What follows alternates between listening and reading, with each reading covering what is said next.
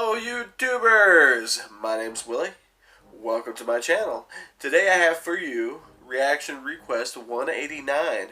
This is Arch Warhammer's lore breakdown of Fulgrim Part 2. And has been requested by CJ Falcon. So let's check this out. Play. Dun dun. Dun dun. Dun dun dun dun dun dun dun dun. Greetings. Salutations, friends, and welcome back to part 2 of the 5th book in the Horus Heresy series, Fulgrim. Last time we saw our hero, I guess, he was listening to the voices in his head, who told him that Ferrus Manus was a bit of a douchebag for rushing ahead and trying to get all of the glory for Fulgrim's plan to trap the Diasporax by targeting their solar panels that were harvesting fuel for their fleet.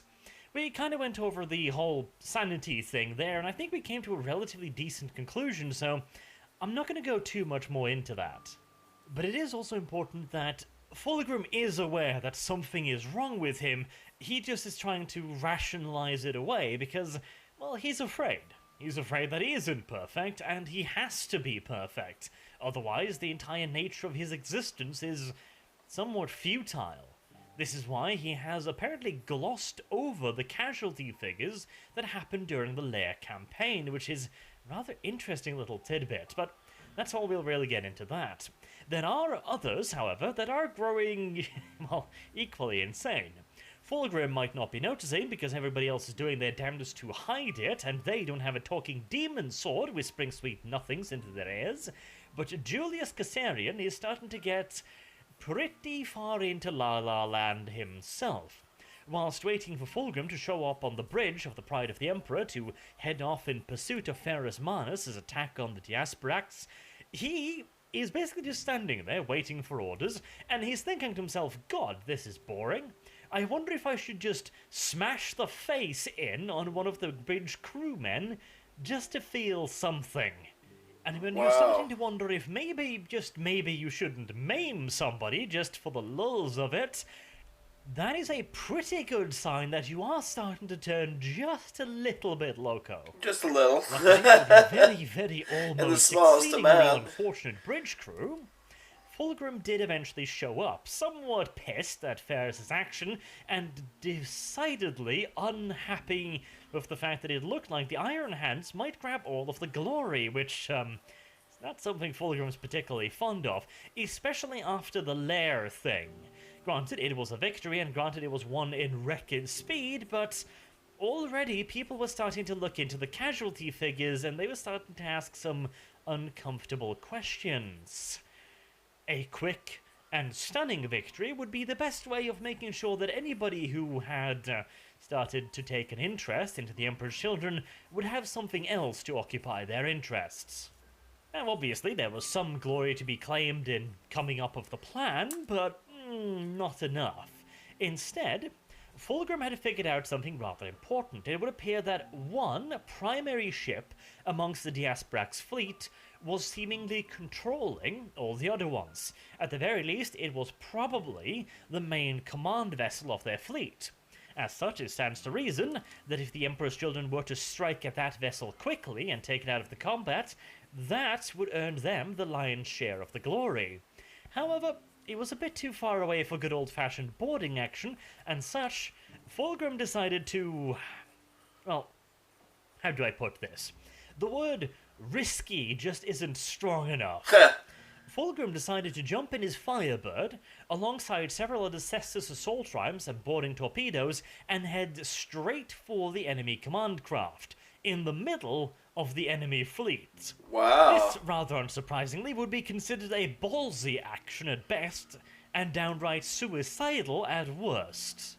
And to make things considerably worse, the Diasporax had shown that they were actually pretty goddamn good at this whole void combat thing, and so launching a long-range, relatively slow boarding action with boarding craft primarily rather than torpedoes, ooh, that was pushing it. That was pushing it far beyond breaking point, and indeed, that turned out to be rather literal. The Primarch's own assault craft, the Firebird, one of the fastest, most maneuverable crafts in the entire fleet, having been produced to the Primarch's own exacting standards and customized by his own personal artificers, could not get out of the way of all of the incoming ordnance. Slowly but surely, the Diasporax fleet was focusing more and more firepower on the Firebird, slowly but surely bracketing it with firepower, cutting off all of its escape routes until eventually they had it completely boxed in. It was a matter of literal seconds before the Primarch Fulgrim and his personal craft were obliterated by the focused firepower of a third of the Diasporax fleet. Wow. Moments before the very craft was turned into space dust, Ferrus Manus' capital ship, the Fist of Iron, interposed itself between the enemy and the Firebird, eating a massive salvo of firepower that would have crippled any lesser craft. But the Fist of Iron is, practically speaking, a piece of armoured plating with an engine attached to it, and although even it suffered heavy damage, it was not crippled. And the sheer broadside weight of a capital ship of the Imperial Navy, of the Legiones Astartes no less, was far more than the enemy's capital ship could handle. The command ship of the Diasporax was rendered crippled, although not destroyed, by the Fist of Iron. The crippled command ship rendered the Fist of Iron just enough cover and concealment for it to get out of the way of a salvo that might just have destroyed it. The Firebird, having been saved by Ferrus Manus' own ship, continued towards the capital ship to take out whatever remained of the command structure. The ship might be crippled, but with the Fist of Iron this badly injured, it was in no position to finish the job. The boarding action would go on ahead. Wow. Now, you might think that, seeing as he had just so very recently had his perfectly shaped and ample tush pulled from the fire, Fulgrim would be a little bit happy right now. Would feel maybe a certain sense of gratitude towards his brother, but no. Not at all. In fact, this was kind of looking bad. Not only had Fulgrim overextended, but he had had his bacon saved by the Gorgon.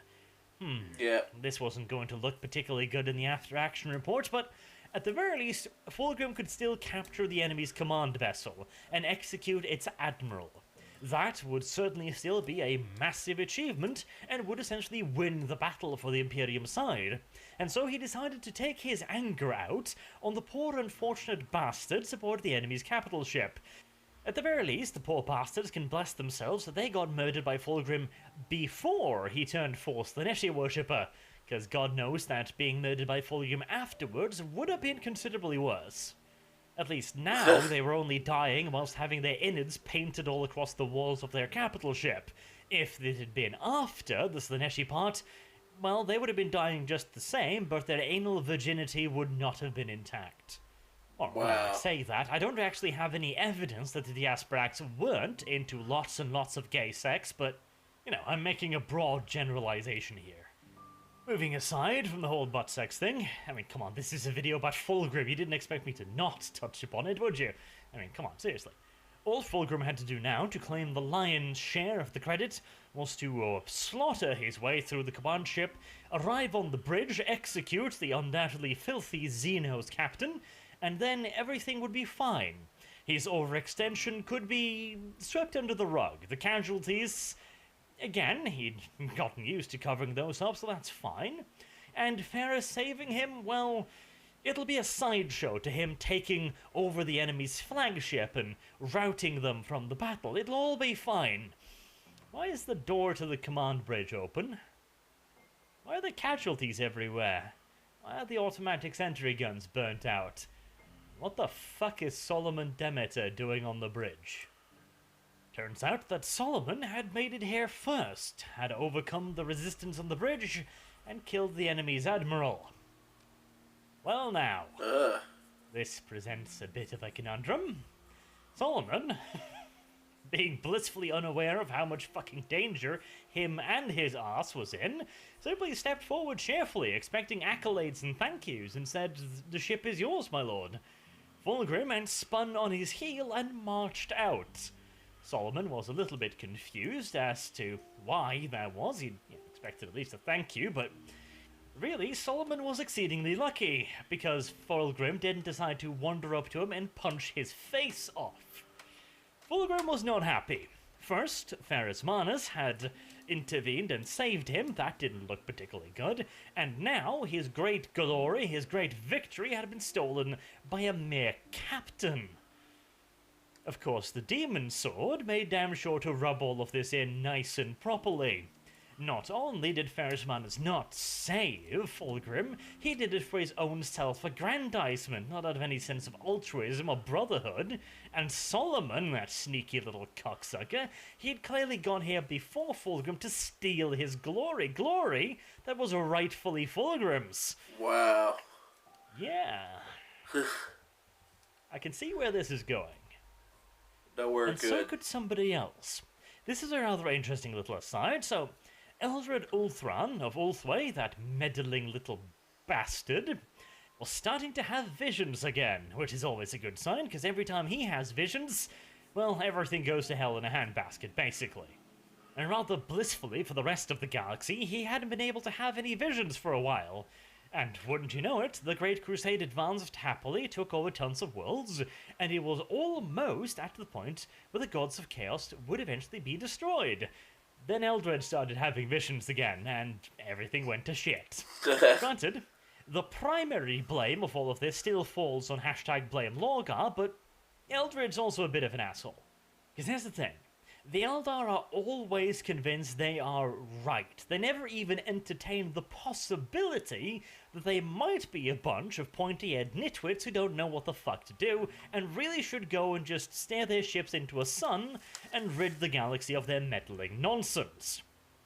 Eldred had seen the death of humanity upon a world named after the end of days. Hint Armageddon, hint, hint. Oh. Of course, we all know that humanity didn't end upon Armageddon. In fact, it ended with the defeat of the demonic forces under Angron, and later on, the defeat of the Orc warlord Gazgul Mag Uruk Thraka twice. Hell, I've done an entire series on this stuff with custom art, so, go off and watch that if you haven't already. But once again, this is just more evidence that the Eldar are bad people. They can't see the future, and when they can see the future, it's usually not the correct future. So, once again, it would really be for the betterment of every single sentient creature in the goddamn galaxy if the Eldar would just steer their magnificent little craft worlds into the nearest star, but hey, details. He had been having visions of a towering warrior in sea green armor fighting through an ocean of the dead. That would be Horus then. He noticed that this warrior was probably going to do something bad. He was also having visions of a golden warrior beneath Terra who was about to receive a betrayal of such magnitude that it broke poor little Eldred's heart. That would be the Emperor, and the betrayal would be Magnus then. He figured that he could stop all of this if only he could get in contact with another of the Emperor's sons. And as it so happened, one of these sons had recently been cruising through Eldar space whilst not colonizing and or attacking the Eldar's maiden worlds. Surely, this must be somebody that Eldred could talk to, somebody who could be made to understand the necessity of going off and telling Horus to not be a giant asshole, or, if that wasn't possible, silently kill him, preferably via orbital bombardment at this point. I'm extrapolating here. Eldred didn't really have that much of a plan other than meet this son of the Emperor who was behaving so nicely and tell him to continue to behave like a good boy. Presumably, this would then stop the presumably inevitable fall into darkness that humanity was doomed to. I gotta say, though, why doesn't Eldred... okay, so the Cabal are not tied directly to the Eldar, but I would be very surprised if Eldred didn't know of the Cabal and had some inkling of their plans. Why couldn't he toddle his happy little ass over there and go, oh, so you're in contact with one of the Primarchs, in fact, two of them that pretends to be one dude, because he's a bit schizo like that. Why couldn't Eldred talk to him, Alpharis and Omegon, instead of this guy? And maybe I'm presuming too much knowledge on behalf of Eldred Ulthuan, but he presumes to know everything, so I don't really think I'm being unfair towards him. But that's enough talk about the pointy-eared little traitors. We'll get back to them very soon. Meanwhile, whilst cruising through a space filled with Eldar maiden worlds... Oh, shit. Oh, fuck. Fulgrim and the Emperor's children are having a banquet. Of course it's Fulgrim. Well, that was predictable. Anyways, Adolin and his warriors have recently returned to the Legion after their less than amazing exploits on, amongst other planets, Murder. Adolin, of course, presents a somewhat different story than reality. In fact, he presents a version of reality so different that it could be uncharitably described as, fucking lies and bullshit. But, again, details. It's all about what them is details. really truth, anyways? It's such an abstract term, isn't it? Just like imperial ownership. That also is a bit of an abstract term, isn't it?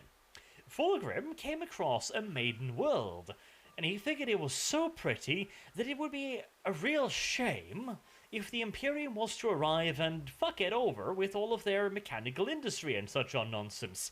It would be a real shame. In fact, it tore at his very heart to so sully such a beautiful thing. He didn't have to sully it. He could simply just move on and strike it from the expeditionaries' records. He could. And he would. Wow. In fact, he would ignore several worlds, and it was this very action, as we previously talked about, that brought him to the attention of Eldred Ulthuan, who figured, well, this must be a real nice guy who ignores all of our maiden worlds.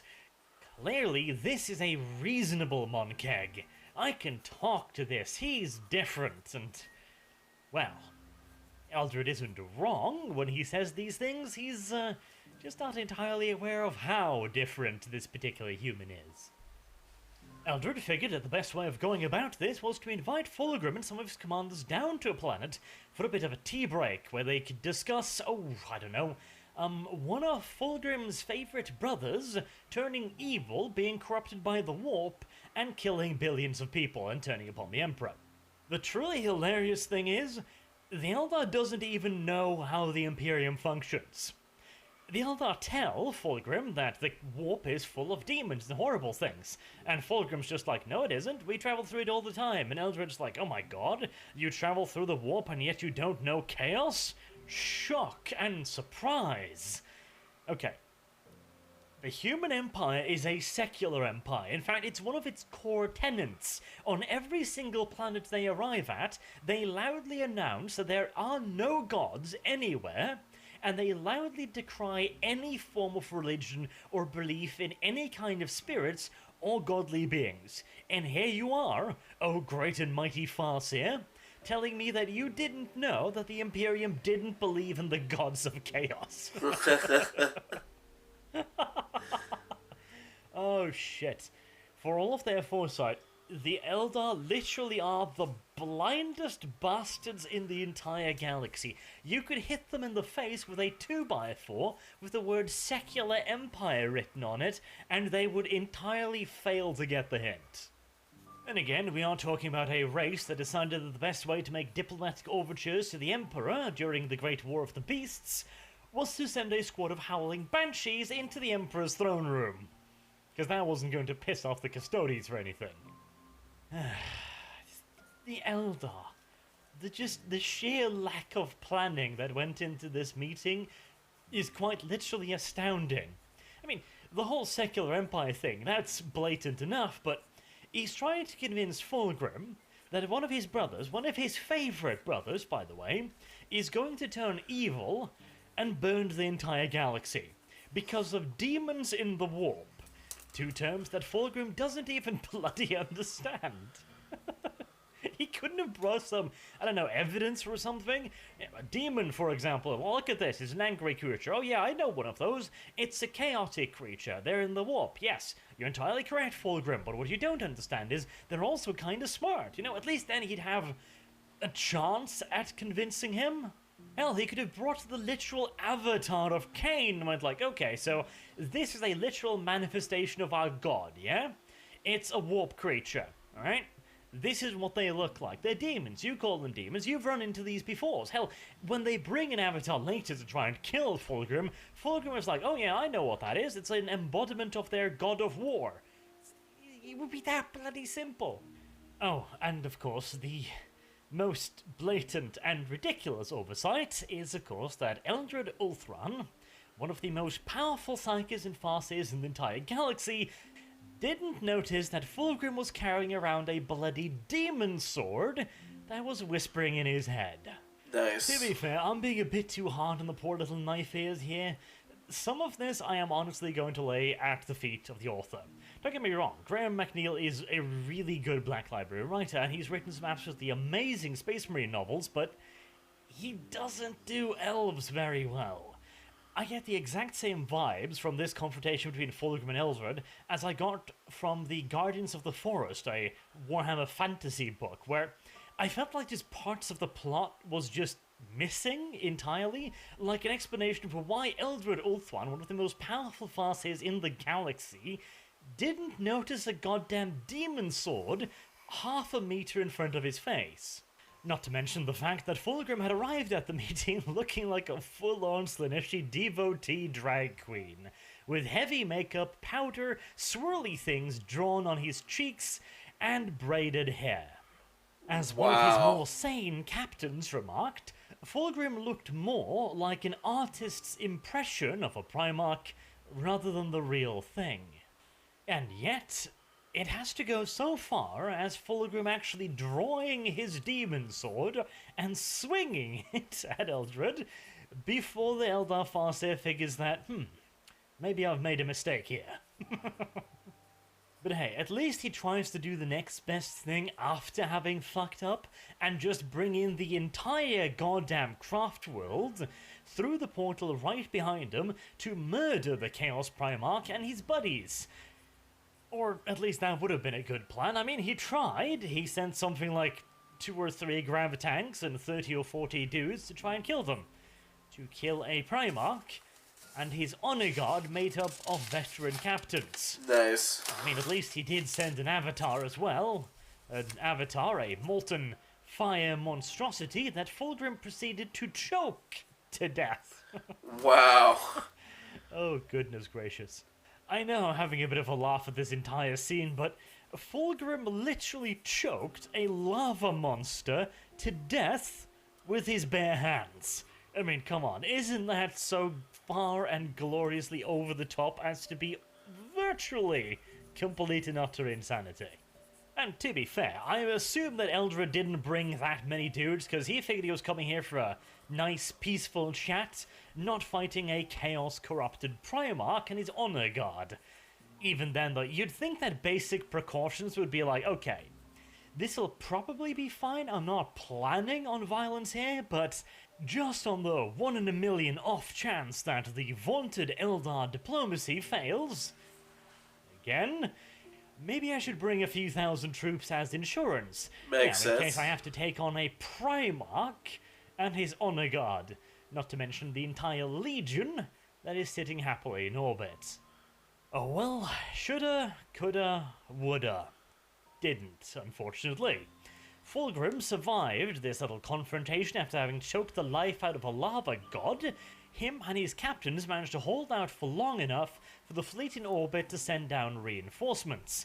The Eldar simply didn't throw enough shit at them quickly enough to overrun them. And they could have. It was only Fulgrim and 20, 30 Astartes tops? Granted, these were his honor guards and several of his finest captains. Not an inconsiderable fighting force, to put it very, very mildly, but a concerted rush from gravitanks deploying assault troops would have put them in a damn nasty position.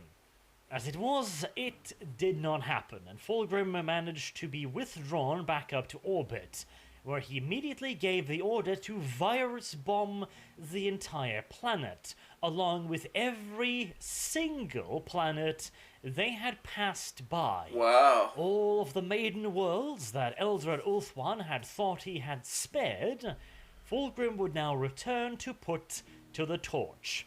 And interestingly enough, the Eldar didn't do anything, which confuses the shit out of me.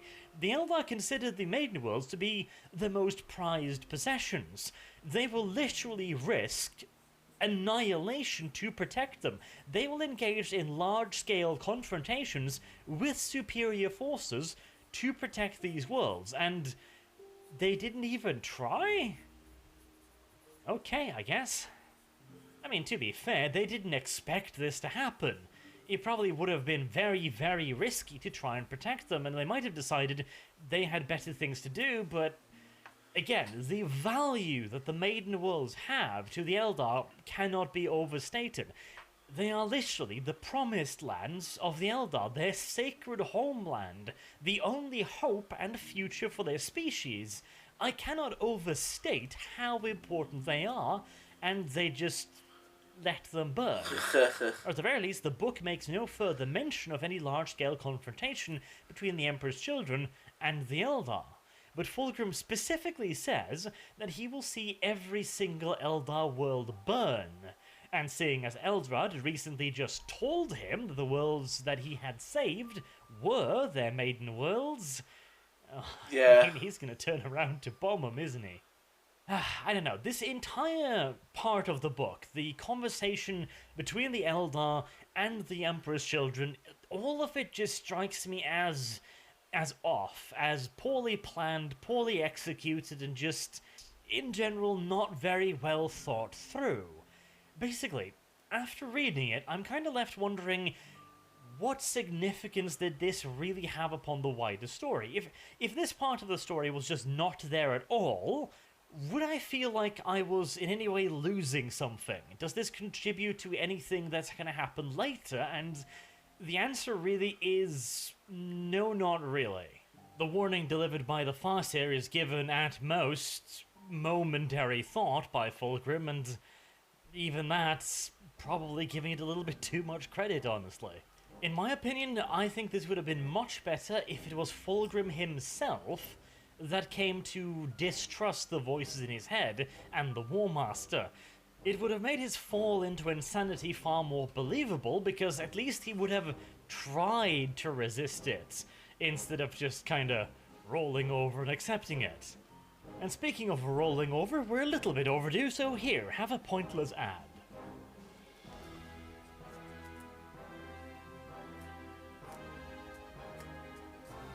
Meanwhile, now that we're done picking on the poor little knife ears, Fulgrim has gone full and proper insane.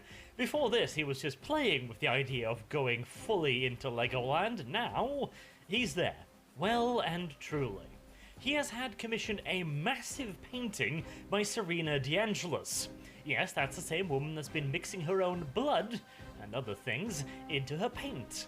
Is a huge, meters-tall, meters-wide monstrosity painted in the guts, bodily fluids, blood, feces, etc. of God only knows how many poor remembrances by Serena DeAngelis. In fact, it is so hideous that the demon within Fulgrim's sword has decided to wander over into the painting. If your painting is so bad that a Slaneshi demon looks at it and goes, home, you've truly crossed the line, 07. And again, Fulgrim seems to just kind of accept this. At least now we get kind of an explanation for why he's happy to accept that a massive, hideous painting is just kind of talking to him. Apparently, the demon sword now has so much control over his feelings that every time he goes, that's strange, it simply overwhelms them with a feeling of euphoria and satisfaction. If only this explanation would have been available, when this all started. The whole slide into insanity for Fulgrim, I feel like all of it's just a little bit contrived, really. But hey, that's a personal opinion. The demon tells Fulgrim that maybe, just maybe, Horus actually is planning to betray the Emperor, and if that was to be the case, what would Fulgrim do about it? And Fulgrim rages against the idea, says it can't possibly happen, that there is no perfection in betrayal, and the demon counters by saying the Emperor the ideal of perfection for the Emperor's children could not be perfect if somebody is considering to betray him, because surely nobody would betray a perfect being.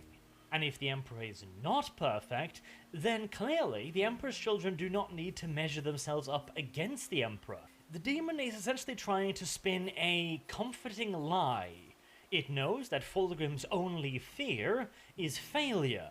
But of course, if the Emperor is an imperfect being, then clearly it is impossible for Fulgrim to fail him, since the Emperor wasn't worthy of his service in the first place.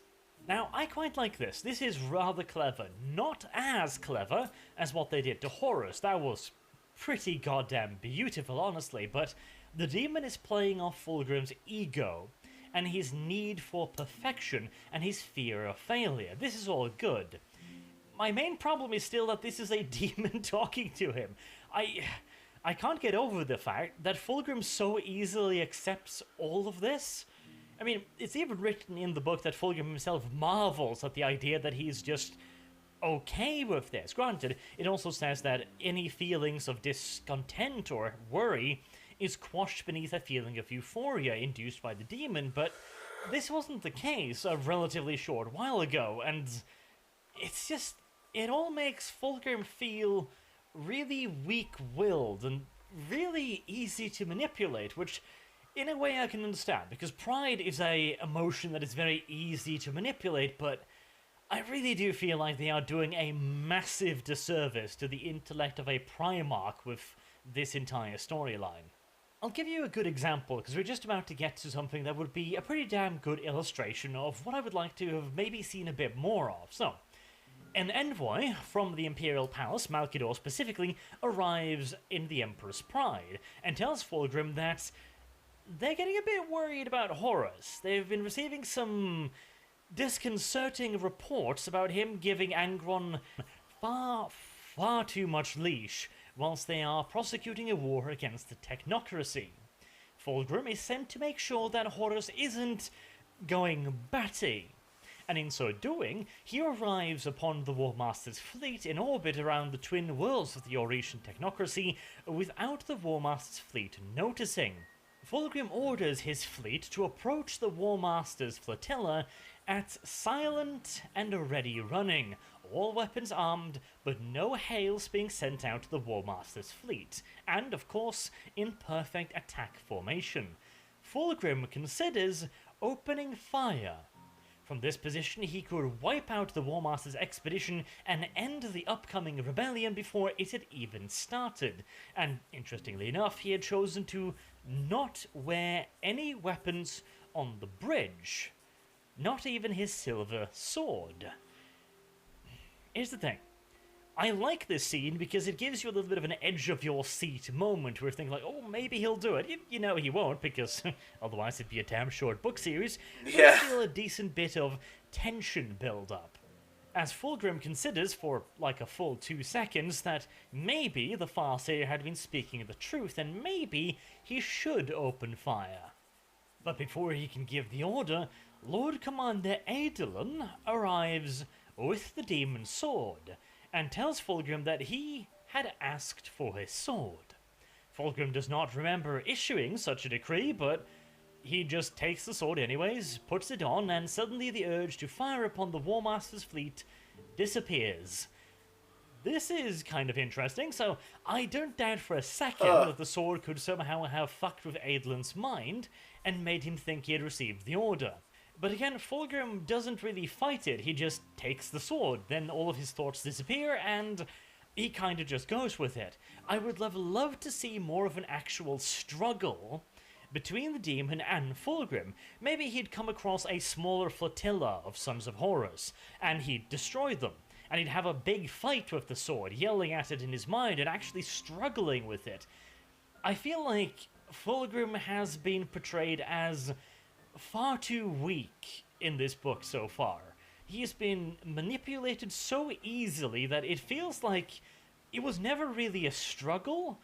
It was just kind of a foregone conclusion from the very beginning, and considering the beautiful finale of this book, which I won't spoil just yet, but the fact that Fulgrim kind of just gives in does sour it a fair bit, in my opinion.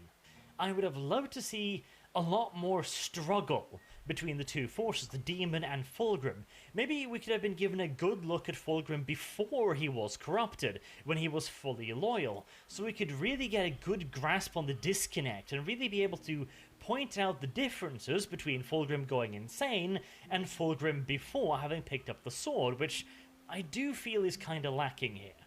Now, Horus is of course a little bit surprised to find his brother so close and in so much of a firing position, but he composes himself and receives Fulgrim on his ship. Angron is not allowed to come because he's fucking Angron. You don't want him in any kind of touchy-feely political discussion, which this is definitely going to be. Horus is afraid, and unsurprisingly so, considering again the firing position, that Fulgrim has arrived with an entirely different agenda. Horus decides to try and play it off for as long as he can. Fulgrim informs him as to his full reason for being here, to check on Horus on a mission from the Administratum, because why wouldn't he? Fulgrim considers the mission for the Administratum to be bullshit. Of course Horus isn't going to betray the Emperor, that's insanity. He is simply fighting a war the way it's supposed to be fought. Fast, cruel, and brutal, as to make it as short as possible. Fulgrim is basically on Horus' side. Horus doesn't know that, however, and you can see that he's a bit nervous here. He still feels like the spectre of the Emperor is hanging over him a bit. He still hasn't entirely shook the idea that the Emperor knows everything. He thinks that Fulgrim has arrived to replace him. That is rather interesting. Horus hasn't yet fully grown to be the War Master yet. He hasn't fully yet grown into rebellion. He's still a little bit unsure of himself. He didn't want to confront Fulgrim just yet, clearly, but, well, he doesn't have much of a choice, does he? Clearly his plans have been rushed somewhat, but he has also been given a damn good opportunity. Fulgrim has been sent to Horus on the behalf of administrators, on behalf of clerks, to chastise a brother warrior. That is exactly the kind of argument Horus loves to make. After all, this is a symptom of the crusade winding down. He tells Fulgrim that him and his brothers are about to be replaced by clerks, by administratum drones, that the Emperor is preparing to give away what they have conquered to civilians, to mere mortals, and the heroes who conquered the galaxy would be relegated to some guard position or some kind of police force, forgotten and unhonored. He spins his rebellion as not a rebellion at all, instead as a rightful stand against a traitorous father who had abandoned them all and returned to Terra to surround himself with bloodless bureaucrats who would come to take everything they had fought to win. And all in all, Horus makes a pretty damn good speech out of it, and he does convince Fulgrim, which, again, I would have loved to see more conflict in Fulgrim. It really feels like the whole corruption thing has happened way too quickly and way too easily, with far too little resistance on behalf of Fulgrim. Again, he's been fighting for the Emperor for a very, very, very long time at this point. His entire life and his belief system has been built upon the Emperor.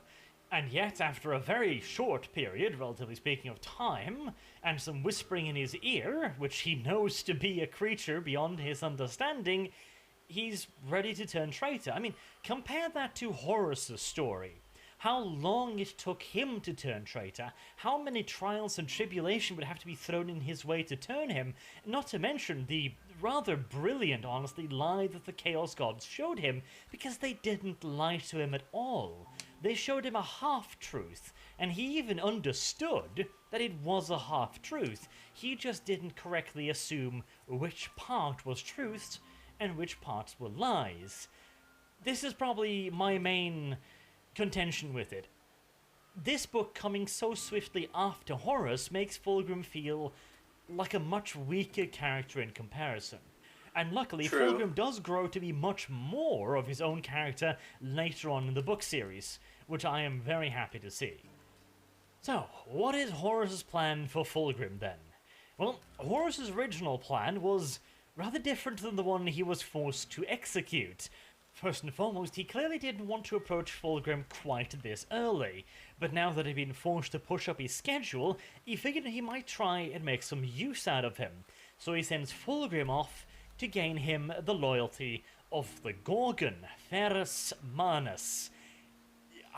This is another one of those decisions that kinda confuses me. So, Horus and Ferrus were never the closest of brothers, so I can kind of understand why he might not be entirely aware of Ferrus's preferences, but Ferrus is incredibly straight-laced. He is Dorn-level straight-laced.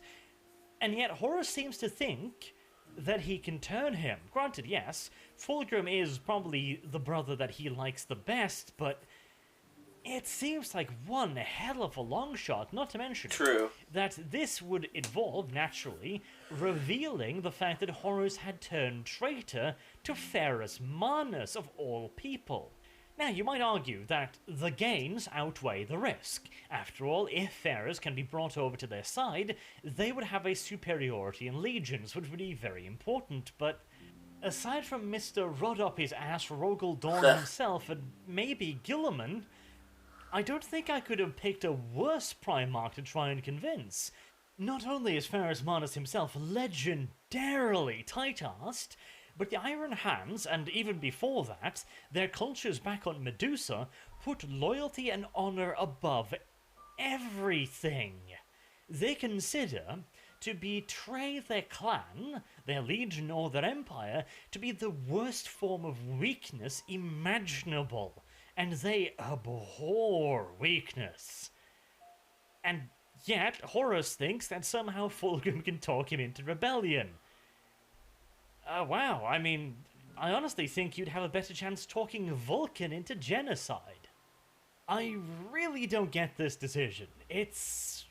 The risk is far, far too great, and the likelihood of success far, far too little. But still, Fulgrim set off to talk to Ferrus Manus. Now, one possible explanation that is hinted at is that Fulgrim himself promised that he knew how to play this, that he could definitely bring Ferrus over to Horus' side, which, again, that would have been a very tempting prize, since it would have ensured that Horus would have had legion superiority, which obviously would be extremely beneficial, but I have a hard time imagining how Horus could possibly think that would work out. Again, Ferrus Manus turning traitor would be directly against everything and anything Ferrus Manus had ever stood for. Now, maybe Horus looked at Fulgrim and thought, okay, so Fulgrim's clearly gone batshit. Maybe I've misjudged Ferrus Manus as well. After all, Fulgrim does know him better than me, so maybe there's just something I've missed, which I kinda like the sound of, because again, it does appear as if Horus is not entirely sure of himself just yet. This whole rebellion thing is very much so new territory for him, and he might have decided, okay, maybe I'm wrong about Ferrus Manus. Maybe I've read something incorrectly, and maybe Fulgrim is the one that can make this all come together for me. Even then, though, it all comes back to the Primarchs, doesn't it? On one hand, maybe I'm expecting too much of them. After all, Primarchs are fallible creatures. They can fuck up. They are, well, not human, but close to it anyways. Human-esque. But this just seems such a silly mission to send anyone on that I'm just really questioning how Horus could possibly have rationalized it. Anyways, before we get to the conversation between Ferrus Manus and Fulgrim, we do get yet another peek into Fulgrim's rather rapidly unraveling psyche. Fulgrim had now gone well and truly over the deep end, especially, even more so, after receiving a gift from Horus, a certain sword that had not too long ago lodged itself in Horus's shoulder. Oh. That's right, the anathema. Clearly Horus was a little bit surprised, probably, at how easily he managed to convince Fulgrim and figured, alright, I've got Fulgrim to be on my side, but I'm going to have to make sure he stays on my side. How do I do that best? Well, I know he's prideful. I should give him something that shows that I trust him more than the Emperor does. The Emperor betrayed him, I've convinced him of that, so I should show him that even if I wanted to betray him, I would not put myself in a position where I could betray him. And the best way to do that, of course, would be to give him the sword that almost killed me. It's a pretty damn smart move. And obviously, having 2 demonic swords in his possession is, well, not really working out all too well for Fulgrim's sanity, now is it? He is clearly starting to unravel more and more quickly, and I think he's starting to see it more and more clearly in himself, whilst not being able to, even now, hit the brakes. As such, he's starting to clear out parts of his legion that is reminding him a bit too much of his old self. Amongst others, he tries to have Solomon Demeter killed in an accident. They are attacking a space station that have been overrun by orcs. Solomon Demeter and his company are dumped deep within orc-infested territory. They are promised support by 2 other companies, but the support never arrives, leaving Solomon and his forces overwhelmed by orcs. If it wasn't for the rapid response of a certain Saul Tarvitz and Lucius, they would certainly have been wiped out. And upon receiving the news that Solomon Demeter had almost, but not quite, been killed, Fulgrim was clearly rather disappointed and a bit shocked. When he was told that Saul Tarvitz and Lucius saved Captain Demeter, all he could say was, "How courageous of them." The poor captain, unfortunate enough to deliver the news, was Vespasian, one of the last properly loyal officers in the Emperor's Children. He had become rather worried about the rather rapid degradation of the Emperor's Children, the constant introduction of new drugs, and Fabius Bile's nasty little enhancement programs. He had been informed of these by Saul Tarvitz. He had requested multiple audiences with Fulgrim, but had not been granted any until this very moment. Fulgrim started ranting and raving at Vespasian, explaining to him the War Master's grand plan, and how the Legion would take a new step towards perfection. He eventually brought Vespasian to the hideous painting, painted by Serena Dianglos, in the various guts and other awful substances of other remembrances, and Vespasian was, unsurprisingly, somewhat fucking shocked, oddly enough. The painting looked into Vespasian's soul and found nothing but honesty and loyalty in there, which it was not particularly fond of.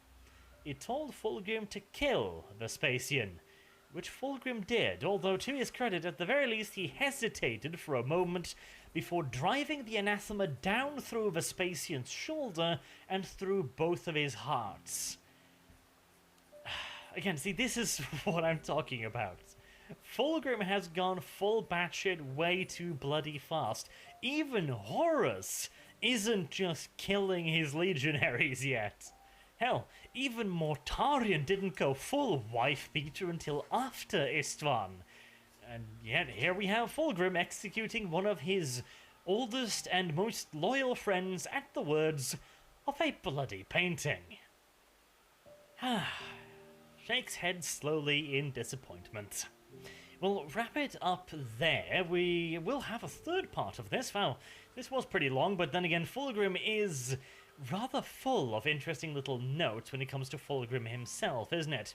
Now, I do kind of feel like I'm spending too much time criticizing the rapid fall of Fulgrim, but as with all things I look at, I think it is very important to point out when I think it's doing something wrong or subpar, just that it is important to point out when they're doing something good.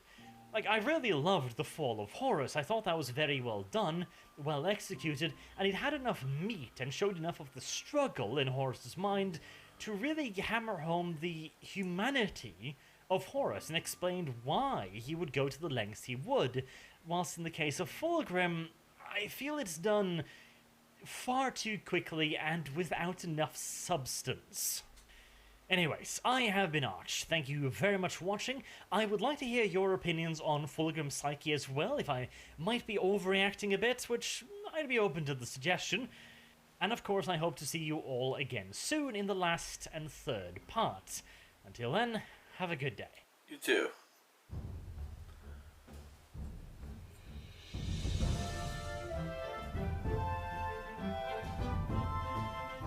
Dun, dun, dun, dun.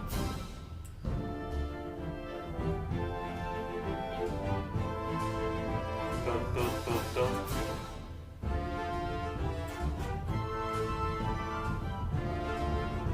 Dun, dun, dun, dun. Okay, so that was Fulgrim Part 2 of Arch Warhammer's Horus Heresy Breakdown Lore series. Starts out with Fulgrim listening to the voice in his head that was making the Iron Hands seem like they were taking glory. He noticed the command ship and decided to do a suicidal boarding maneuver that almost got them destroyed if it wasn't for the main ship of the Iron Hands. It ended up that Solomon had beaten him to the command ship of the Xeno group and had taken his glory, which it wasn't hard for the sword to convince him of this.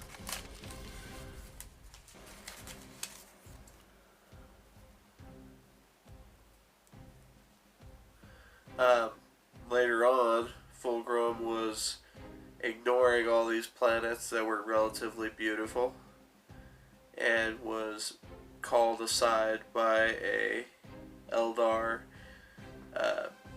soothsayer who had warned him about Horus, essentially. And Fulgrim just went nuts and started killing people, and they sent an avatar off after him that was made out of molten material, and he apparently just strangled him to death. Then Fulgrim gave the orders to virus bomb all of the worlds that he had passed up.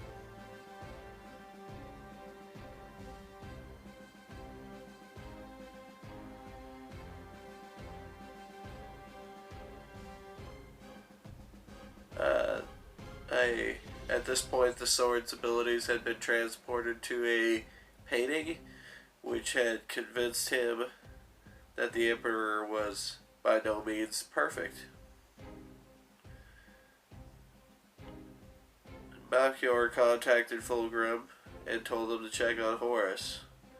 He almost fires upon Horus, which would have ended this whole conflict. There just would have been a batshit crazy Fulgrim floating around in space with his own army. But instead, Horus encourages him to come in, even though Horus is nervous about the encounter. He actually manages to win over Fulgrim, sending Fulgrim on a mission to convince Ferris. Fulgrim is given the Axiom, the fancy sword that almost killed Horus, as a prize from Horus, a sign of loyalty. And during that time, Fulgrim actually tries to get Solomon killed accidentally, but ends up getting saved. And the messenger that comes to give him this message ends up being killed by Fulgrim after being convinced by the painting to do so, using the sword that killed Horus. I guess that would kind of be or the sword that almost killed Horus. I think that would almost be an honor in itself, as weird as that sounds. Being killed by the sword that almost killed the war master. It's getting very, very, very, very deep, very, very, very fast. So we'll have to see what happens with Fulgrim in part 3.